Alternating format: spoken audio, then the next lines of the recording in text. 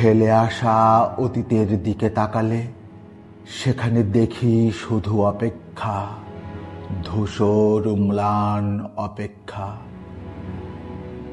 আজ জীবনের এতকাল পেরিয়ে গেছে, তবুও অপেক্ষার আজও আমাকে নিবিড়ভাবে আষ্টে পৃষ্ঠে বেঁধে রেখেছে। অপেক্ষারা আজও আমার পিছু ছাড়ে না। আজ মনে পড়ে সেই সোনালী শৈশবের কথা। শৈশবের কথা মনে হতেই চোখে ভেসে আসে এক স্বপ্নীল আশ্চর্য বিমুগ্ধকর পৃথিবীর ছবি। অজানাকে জানার আনন্দে আমি তখন হতাম বিস্ময় বিহ্বল। পুরো পৃথিবীটাই তখন ছিল অপার বিস্ময়ে ভরা। সেই বিস্ময় ভরা পৃথিবীর তুলনায় আমি ছিলাম খুবই ছোট। তার জন্য দরকার তাড়াতাড়ি বড় হওয়া। যে করেই হোক পুরো পৃথিবীটাকে হাতের মুঠোয় পুরতে আমাকে তখন তাড়াতাড়ি বড় হওয়ার ঘোর নেশায় পেয়ে বসল। আর শুরু হলো বড় হওয়ার জন্য অপেক্ষার পালা। আজ আমি অনেক বড় হয়েছি, কিন্তু শৈশবের সেই বিস্ময় ভরা পৃথিবীটা আজ আর নেই। হারিয়ে গেছে কবেই সেই স্বপ্নীল ভুবনটা।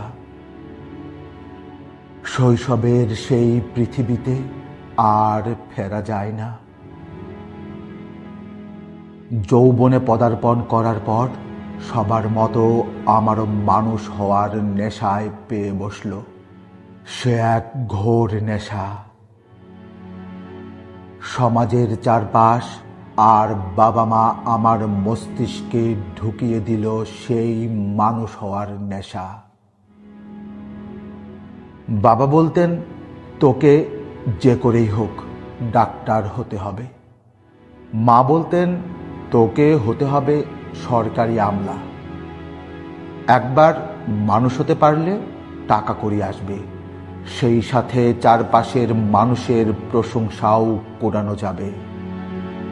শুরু হলো আমার নতুন অপেক্ষা, সমাজের গদ বাঁধা মানুষ হওয়ার জন্য অপেক্ষা। মানুষ হওয়ার অপেক্ষায় বোধ হয়ে থাকতে থাকতে আমি বিসর্জন দিয়েছি আমার যৌবনের আগুন ছোঁয়া স্বর্ণালী সময়। শেষে কিছুই হতে পারিনি ডাক্তার, হতে পারিনি কোনো আমলা। নিষ্ফল কেটে গেছে জীবনের কতটা সময়। তবে অপেক্ষার ঘোর আমাকে আজও ছাড়ে না। জীবনভর আমি অপেক্ষা করেছি কোনো নারীর হৃদয় থেকে উচ্চারিত বিশুদ্ধ ভালোবাসার, কিন্তু পাইনি। তবুও আমার বিশ্বাস একদিন পাব। অপেক্ষার প্রহর তাই আমার ফুরায় না। আজও অপেক্ষাকে হাতের মুঠোয় পুরে আমি পথ চলছি।